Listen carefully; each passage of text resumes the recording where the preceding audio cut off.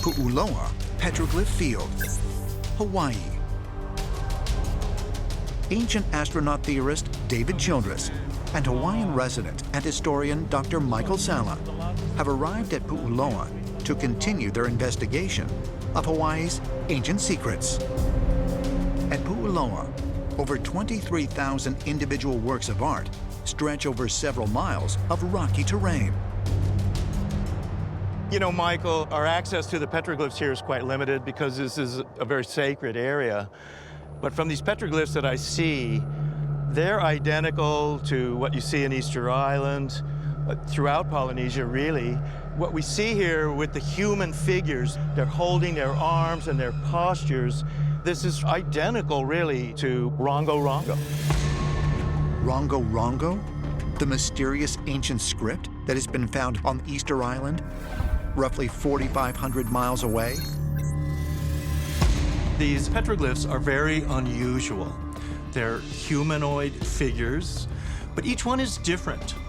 Actually, they're very similar to the Rongo Rongo writing that we find at Easter Island that is still undeciphered and mysterious. So some Hawaiians, David, believe that Hawaii was the birthing place of all humanity, that this is the legendary Hawaii. This is where the people, the humanity was birthed and actually spread throughout all of Polynesia and throughout the entire planet. So what do you think about this one right here in the middle with the concentric circles? You see this in the American Southwest, where, in fact, the American Indians call these portals, where you have concentric circles are going around, sometimes a spiral. And for them, it is also, it's an energy field, a portal to other dimensions. Right, well, that would fit in with a lot of the things that the Hawaiians believe about the Big Island, that this is a sacred ground. There's a lot of energy that flows through these islands, and it even goes back to the kind of idea of Hawaii being the birthing place for the whole Polynesian people. For all the Polynesian people, and also that Hawaii itself is a portal, right? That's right, yeah. A portal? Did the ancient Polynesian people believe that some kind of cosmic gateway existed in Hawaii, through which beings could travel here from other parts of the universe? The scientific concept of a wormhole was first proposed by Albert Einstein and Nathan Rosen in 1935, who suggested that space-time could be bent to bring two distant points together.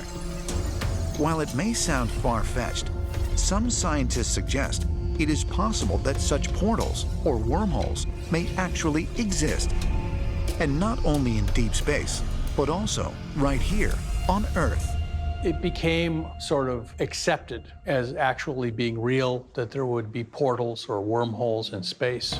But as we deepen our understanding of physics, it raises the possibility of wormholes and portals being able to be accessible here on Earth.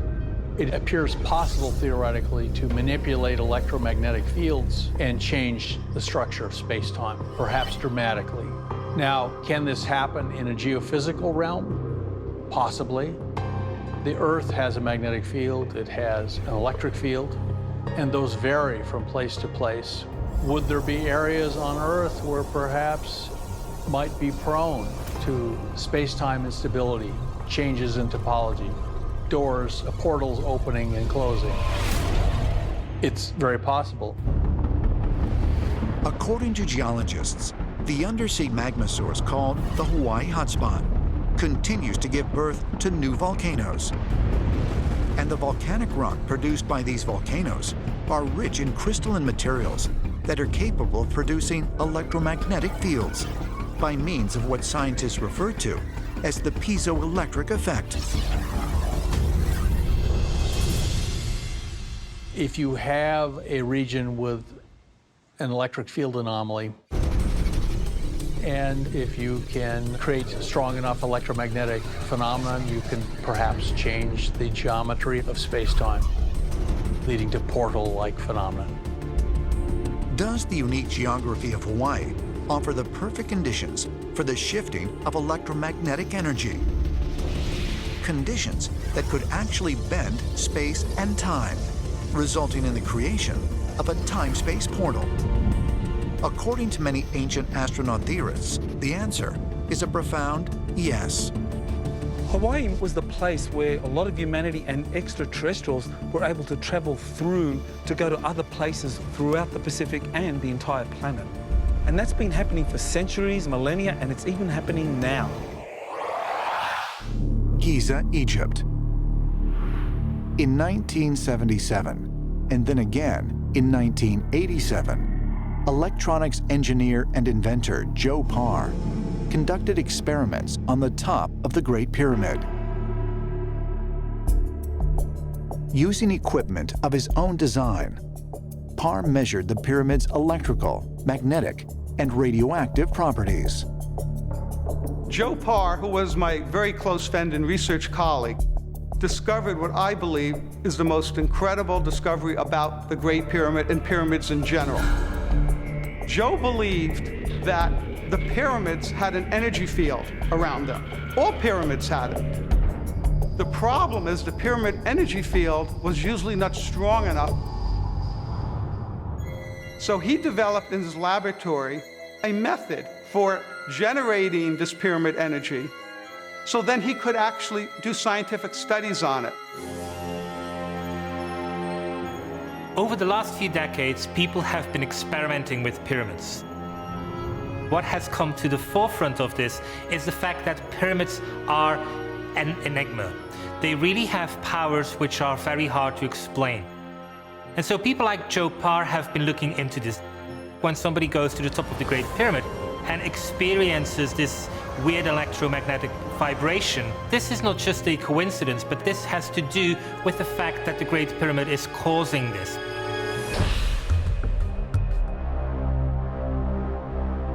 Joe Parr found out that if he put a model pyramid and spun it in a centrifuge through an alternating magnetic current, an energy field, or he calls it an orb or bubble, would form around the model pyramid.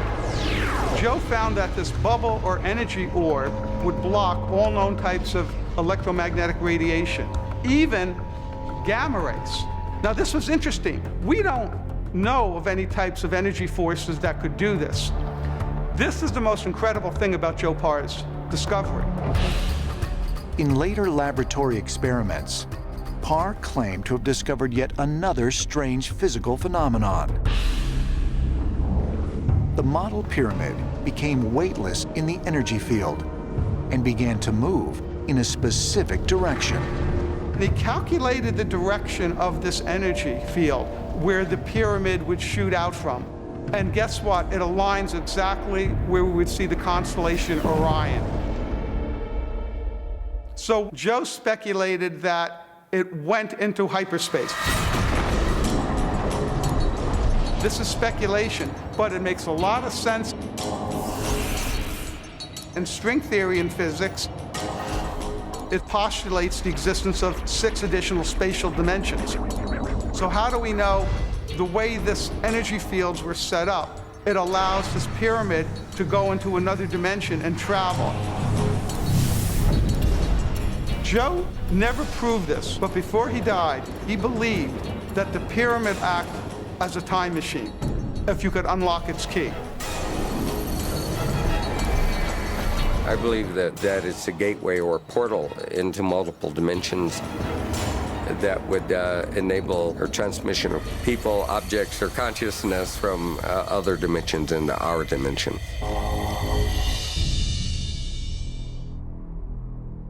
Is it possible, like Joe Parr believed, that the Great Pyramid could facilitate travel through interdimensional space?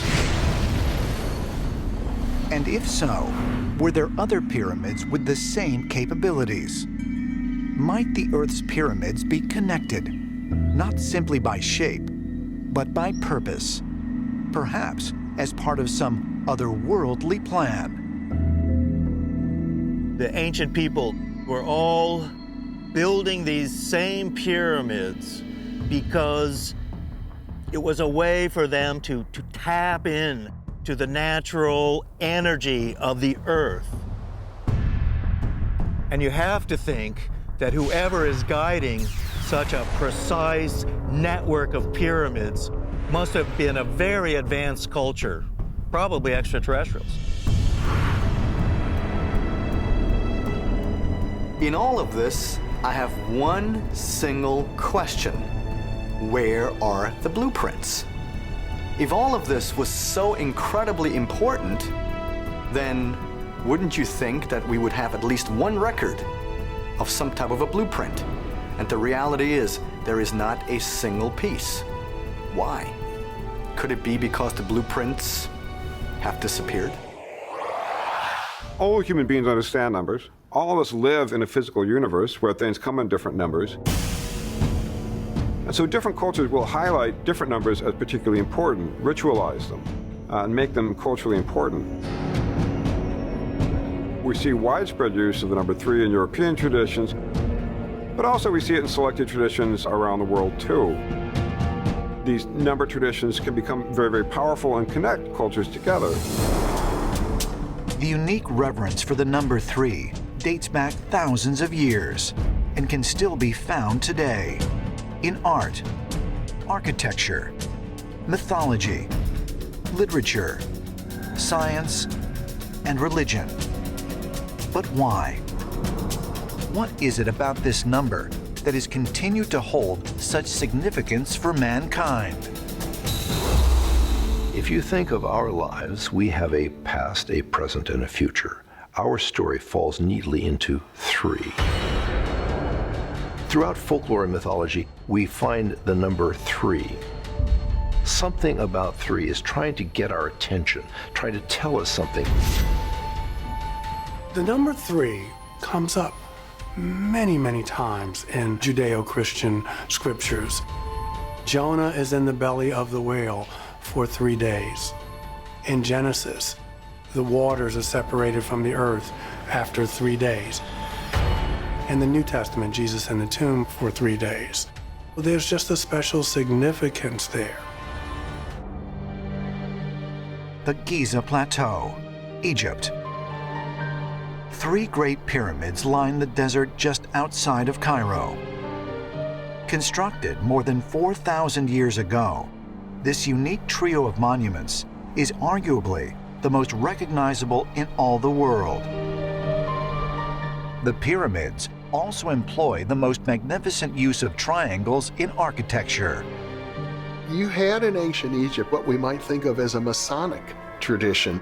There were the builders themselves who embodied the knowledge of geometry, the knowledge of tool making, and how to put buildings together, and especially how to create buildings that were themselves the vehicles for initiating or inducing higher consciousness. The ancients were certainly intrigued by geometry, indeed sacred geometry, and certainly a triangle is one of those basic archetypal shapes that perhaps is hardwired into the human consciousness, and this may find expression in monuments such as the pyramids. You've got that progress towards perfection, towards the top of the triangle. It's a very upward directed, higher directed shape, and I think we kind of get that on a subconscious level. So there is a sense in which the number 3, in the form of the triangle, in the form of the apex of the pyramid, represents a portal, a gateway into another realm. You might say it's a realm of the gods.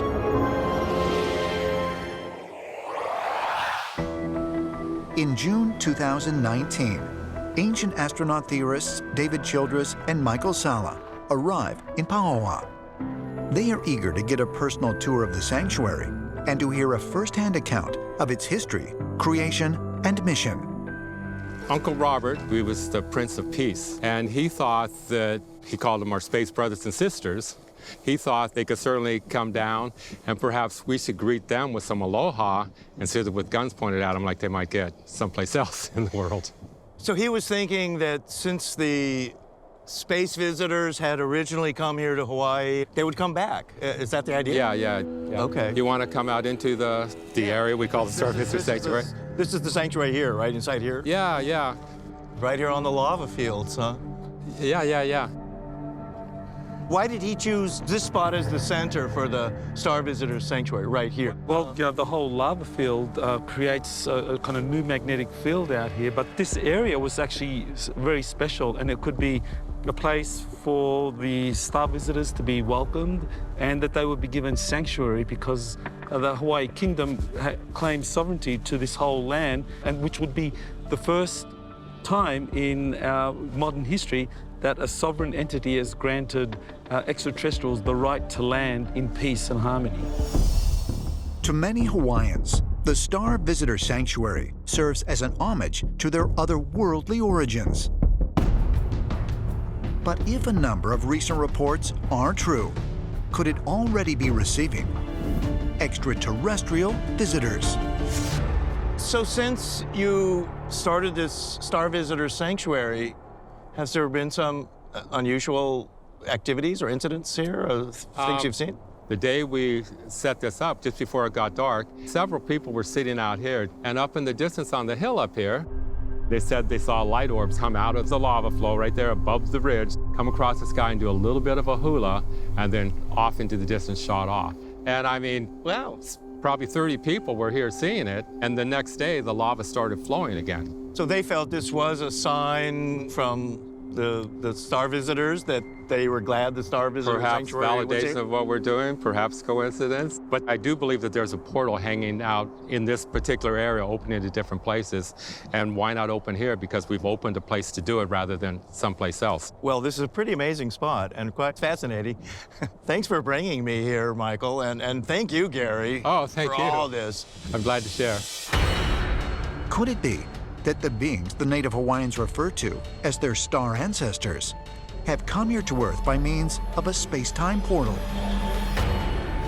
For many ancient astronaut theorists, the answer is yes. And for them, and for many Hawaiian natives, the Star Visitor Sanctuary represents an important step in their quest to make contact with extraterrestrial civilizations. The idea that Hawaii is building a welcome center for extraterrestrials is incredible because their entire legends are based on so-called star lore, that their origins are in the stars. They themselves have said that they are a direct offspring of the extraterrestrials, and they are yearning for their return. Among many Hawaiian groups, there's the belief that they were the original people. They were the kind of gateway for the gods to come and seed planet Earth with their progeny. And that's consistent with the idea that the Hawaiian Islands is a critical portal energy point for these extraterrestrials from distant star systems such as the Pleiades. It was a portal for the Pleiadians to send their people to the Earth. These are ancient elders. These are ancient aliens. They was with us before, they are with us now, and will be for us forever. Till today, we're guided by them. Gyeongju, South Korea. Here, near the shores of the Sea of Japan, lie the ruins of Cheongmachong. Excavated in 1973, researchers believe this mound-shaped tomb was constructed for a 5th century ruler from the Silla dynasty, which spanned nearly 1,000 years. The main feature of this tomb is that it has what's known as a heavenly horse drawn onto it. And it's often called the Heavenly Horse Tomb. And this horse has 8 fiery legs that are flaming. It's clearly not a living, naturalistic horse. Almost looks more like a combination of a horse and a dragon flying through the air. This may represent the journey of the spirit, the soul, or taking the soul up to the afterlife. According to most historians, this equestrian illustration represents not only the importance of horses in ancient Korean culture, but also the king's belief in the spirit world. But ancient astronaut theorists have another, much more profound interpretation. They believe the painting of the winged horse symbolizes how the deceased noble would actually journey to another distant realm. Tibetans and Mongolians also have similar legends of these flying horses. And these horses, too, would be analogous to the Vimanas in Sanskrit, which are these flying machines, the chariots of the gods that Eric von Däniken talked about. And often they're depicted as this horse, which was the familiar vehicle that people could travel in, only these horses could fly. They were flying vehicles. If you look at it even more closely, it resembles more some type of a dragon. Because out of its feet, there's fire coming out, and the feet themselves, or the legs, don't really look like legs, but they look as if they are some type of wings. We have to remember that our ancestors were not familiar with space vehicles, so whatever they saw up in the sky could best be described as an 8-legged horse descending from the sky. Could the so-called heavenly horse of Cheongmachong really be a representation of an extraterrestrial flying transport, as ancient astronaut theorists contend? And if so, would this help to prove their theory that many ancient tombs were, in fact, portals to other extraterrestrial worlds?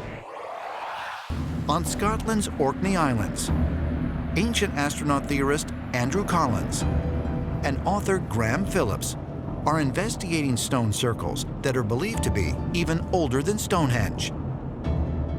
They have just arrived at the Ring of Brodgar, which is not only an important historical site, but also a hotspot for UFO sightings. We're here at the Ring of Brodgar. It is a henge circle, so all around the outside of it is a ditch and embankment. And one of the things that's been repeatedly found in connection with stone circles is that there's a very special geology associated with the landscape around them.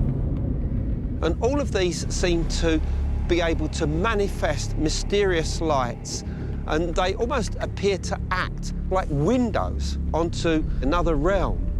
Because as you get higher, you can see that the whole place is like a perfect circle, a perfect hole out of this reality into another realm altogether. So this place here could actually be some kind of portal between this world and another. Precisely. But what's so incredible is that at virtually every location that this megalithic culture moved out is also somewhere associated with the appearance of mysterious lights, what we'd call UFOs. We're talking about Stonehenge, Avebury, the Isle of Anglesey in Wales, and the area around the Rudstone.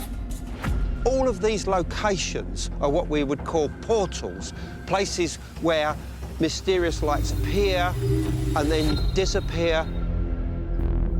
Is it possible that ancient stone circles found throughout the world were once used as portals to other parts of the universe? And could this explain why the builders of Stonehenge suddenly disappeared from the DNA record right after the structure is believed to have been completed? While such a notion may sound preposterous to some, ancient astronaut theorists suggest that it is far from impossible. And they realized that these stone circles actually do manipulate Earth energies. So these currents, they're part of the magnetic field. Archaeologists now are speculating that the bluestones that are part of the Stonehenge complex, they are a type of black blue dolerite that has very bright nodes of quartz in them. Quartz is able to convert the Earth's natural electrical vibrations into a form of energy. the amount of energy increases when the quartz is under pressure, as it would be as part of a massive monolithic structure, like Stonehenge. So you have electrical qualities when the quartz is kind of crushed, and then you have magnetic qualities as well within the same stone. So this could have been used to manipulate earth energy currents. Many of the stone circles have something to do with astronomical alignments. And you have to wonder if there's a way of calculating and having a calibration that you can use to create a special portal area. It's got a special energy, perhaps that's being manipulated and created by these megalithic structures. Tulum, Mexico. Here, on the eastern edge of the Yucatan Peninsula, lie the ruins of one of the last cities built by the Maya. An advanced ancient civilization that thrived throughout Mesoamerica from the 8th century BC to the 15th century AD. Situated on a cliff overlooking the Caribbean Sea, this site honors the mysterious diving god that can be found depicted on several buildings. Behind me is the temple of the diving god, and the western doorway is a stucco relief of a winged being who is either diving down from the sky or he's diving down into the water. His real identity is not known. In addition to the diving god, it has been documented that the interior of the temple once contained a mural portraying the Aztec water goddess Chalchutlicue. While the Aztecs did not occupy the Yucatan Peninsula, their ancestors, the Olmecs, did. And some believe there may be a profound connection between this area of Mexico and the Aztec water gods, who ruled over a paradise-like world called Tlalocan. Descriptions of Tlalocan come from the Aztec shamans, spiritual guides who could access this otherworldly realm through whirlpools while in a dream state. And according to ancient astronaut theorists, deep in the jungle just south of Tulum is a location that is a perfect match for the descriptions of the east region of Tlalocan. There's an intriguing site right here off the coast of the Caribbean Sea, and it may have a connection to the Aztec Tlalocan. And its name is Cenote Angelita, and it's right here. A cenote is a sinkhole where limestone bedrock has collapsed, exposing the fresh water underneath it. Many of the cenotes in this part of the Yucatan are believed to have been formed by the meteor strike that wiped out the dinosaurs more than 65 million years ago. As a result of this extreme impact, they contain high amounts of shocked quartz. Shocked quartz is a particular type of quartz that really needs very, very high pressure to form. Quartz is a crystal, but every crystal is not completely uniform. It's comprised of smaller little pieces that have to align along defect. And high pressure changes the internal structure of the quartz. Scientists have long known that quartz is able to convert the Earth's natural electrical vibrations into a form of energy. And some have even suggested that it could be used in the formation of wormholes through an electromagnetic reaction called the Casimir effect. The idea is, if I take two metal plates and stick them in the vacuum of space, it turns out because of quantum fluctuations, this creates an effective attractive force between the plates. One can think of this as a negative energy. Now, an intriguing idea that we get is that this is exactly the principle we need to understand perhaps how to stabilize a wormhole. Although there are a number of cenotes in the Yucatan, Cenote Angelita is very unique. About 100 feet below its surface, the fresh water meets up with the salt water coming from the ocean beneath it, creating a mysterious underwater river. Where we are right now in the Yucatan is just about as far east as you can go in Mexico. And the description of Tlalocan was that the very eastern side was where the waters of the underworld met with the waters of the surface world. And that is exactly what we have here. It was said that souls passed through here, and the Aztecs believed very strongly that this was a portal to another dimension. The Aztecs had the legend of the Tlalocan. They entered into through whirlpools in the water. So you can start to connect the dots here and see that those areas could in fact be traversable wormholes that will take us somewhere else. Henan Province, central China. Here, along the shores of the Yi River, are 1,352 ancient caves known as the Longmen Grottos.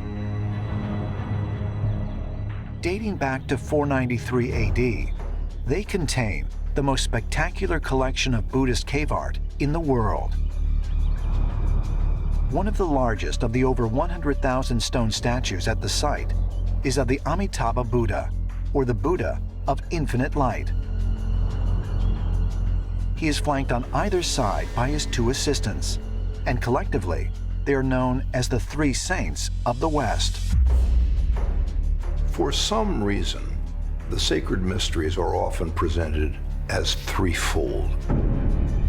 In Mahayana Buddhism, the three guides are Amitabha, the Buddha of infinite light, and his two companions, one representing wisdom and one compassion. It is significant that throughout the ancient world, gods and leaders would often appear in threesomes. For some reason, the triad shows up as a divine, powerful principle. Something about three is telling us some important information about wholeness. Triads, trios, trinities. Why have cultures all over the world envisioned their divine leaders and mythic heroes in power structures of three? Perhaps an answer can be found by examining the stories of the three saints and the celestial realm of the Amitabha Buddha, known as the Western Pure Land. In a former life, Amitabha Buddha was believed to have been a king who renounced his kingdom through a series of vows. And these vows were vows to create a pure Buddha land. The Western Pure Land was thought to be actually real and to exist outside of the normal confines of time and space. Amitabha Buddha will come to your deathbed and personally escort you to this Western paradise. The Buddha Amitabha have two assistants, two bodhisattvas. The idea is that if you see three, it gives you a feeling that there's plenty of help coming. The last moments of life are very important in this form of Buddhism. These guiding figures are prime examples of the power of three manifesting in a sacred teaching, helping one to a greater level of consciousness. Is the Western Pure Land really a state of enlightenment, as mainstream scholars believe? Or might these three saints be guiding the deceased to a divine, perhaps even extraterrestrial realm? Ancient astronaut theorists believe the answers can be found in the descriptions of this spiritual paradise. The Amitabha Buddha believed that this was a literal place peopled with gods and goddesses that would give you knowledge and information. And in this place, everyone appears to be golden, and you have the ability to see anything in the universe, the ability to travel anywhere on Earth that you want. Is this really just a myth? Or is the Amitabha Buddha an example of an extraterrestrial who visited Earth and was able to achieve some higher grade of evolution while he was here, and then help others achieve that as well?